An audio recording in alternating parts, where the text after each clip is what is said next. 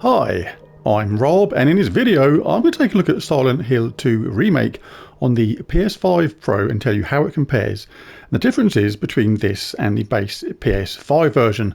I'm also going to take a look at the display and graphics, tell you how to set it up properly, including tips on HDR calibration and whether you should be using performance or quality mode and the differences between both of them. So first of all, let's take a look at display and graphics. We have a basic thing here, the in-game motion blur. I absolutely thoroughly recommend turning this off. Turning this off reduces the artificial smear in horror sequences, for example, and it just doesn't look good with it turned on. So that is the main thing for me to turn off.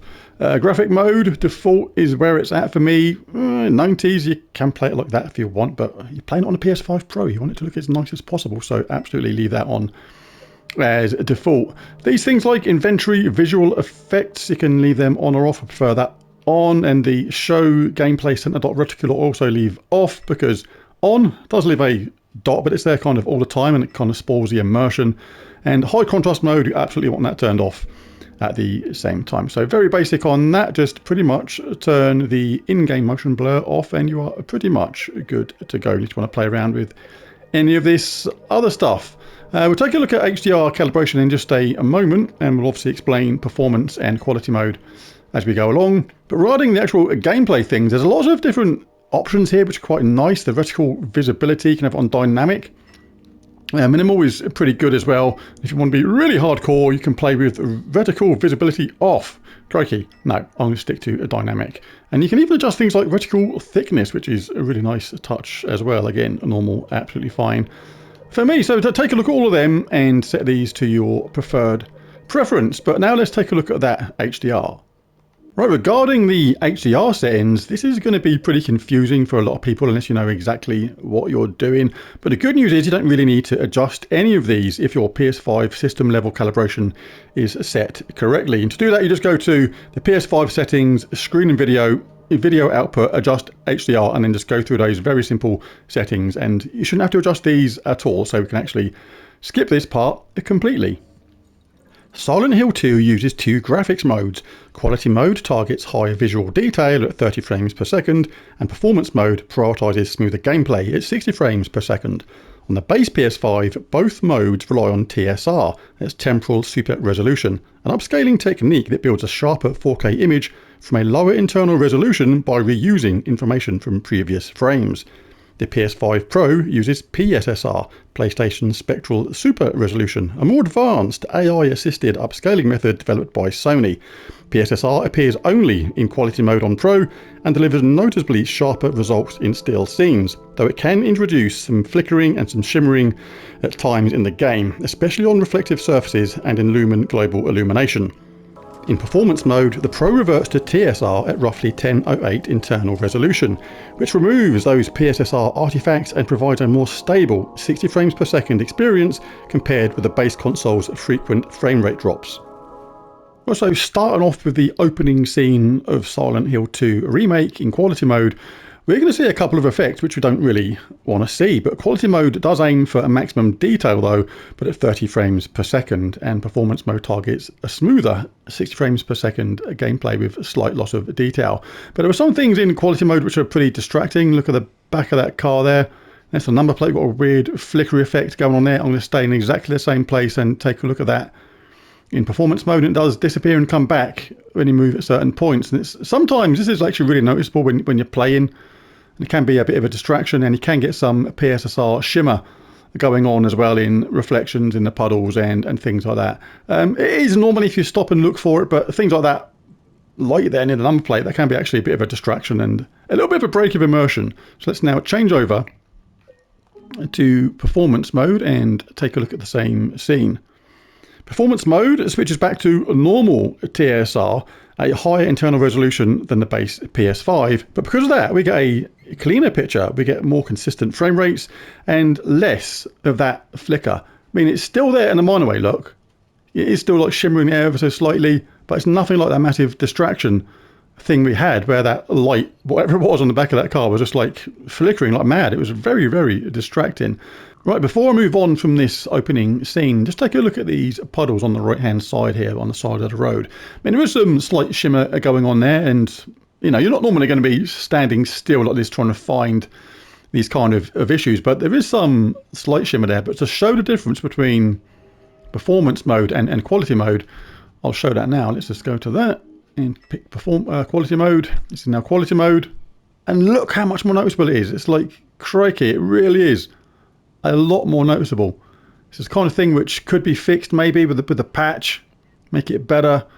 But yeah, to me that is very, very noticeable graphically. It's not the sort of thing you're going to pause and look for when you're playing the game, obviously, but I think you still will notice it just when playing the game and think, is it meant to actually be like that? Because it is very, very noticeable in certain places.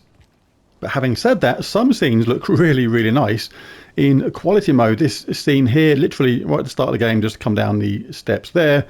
This scene looks really, really nice and detailed and atmospheric. There's really good details in the puddles and the floor there. And the forest looks really dense and well detailed. If we switch back to performance mode, then we'll see just a slight drop in the overall clarity of image. The puddle now lacks some of that detail it did before. It doesn't look as realistic. It looks more like plastic than actual water now in a weird sort of way. So yeah, it's like each to their own, because you do gain that lovely 60 frames a second movement, which I really, really love, and you do lose that PSR shimmer, which you do get in the quality mode. Right, so still in quality mode, I've just moved down the steps. It's still the early part of the game where we've got the fog starting to come in. I'm not going to move from here. I'm just going to move the camera around, and we do get a lot of nice detail in this scene. It does look actually pretty nice. The fog looks pretty realistic. There's virtually no shimmer going on, and overall it's a pretty nice looking scene. Let's compare that now to the performance mode.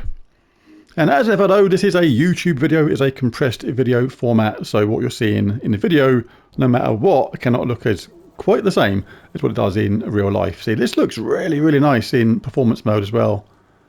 The fog looks dense and thick. We get that lovely 660 frames a second movement. Looks really, really good. So let's move on deeper into the eerie forest. And for a remake, this does look really, really nice. Does look good. Right, still in performance mode at the moment. We've still got this lovely super smooth 60 frames a second locked movement on the PS5 Pro, which is really good. And the tracks and those marks on the floor look really good, and that fog looks super dense in the distance, and that church or whatever it is looks very, very eerie indeed, with still some pretty nice detail. Let's see how this scene now looks in quality mode, and then we'll start deciding what we actually prefer, out of quality mode or performance mode. But I think I know where I'm going already with this. I mean, yeah, there's certainly a bit more detail in the scene, especially when you're not moving.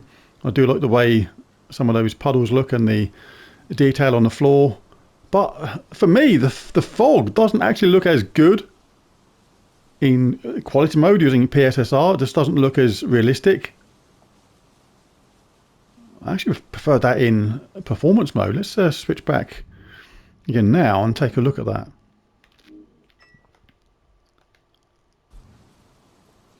Yeah, it's definitely more fog-like in performance mode. Kind of look like rolling fluffy cotton wool buds, if you know what I mean, like but big ones that were like dense kind of thing, if that makes any sense.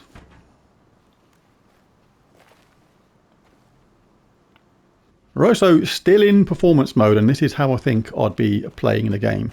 Being sure you do get some finer detail, especially when you're standing still looking around in quality mode, but this 60 frames a second, you get this all the time, and there's less of that shimmer going on, which is what you get with the quality mode with those 30 frames a second and PSSR. So in performance mode, let's get into our first little scrap and give this beastie thing a bit of a clobber and dodge around a bit. Feels very, very slick in performance mode, very nice indeed. And now in quality mode, let's try the same thing again. I mean, yeah, it's alright, but look how jerky it looks. I know some people say they can't see the difference between 30 frames a second and 60 frames a second.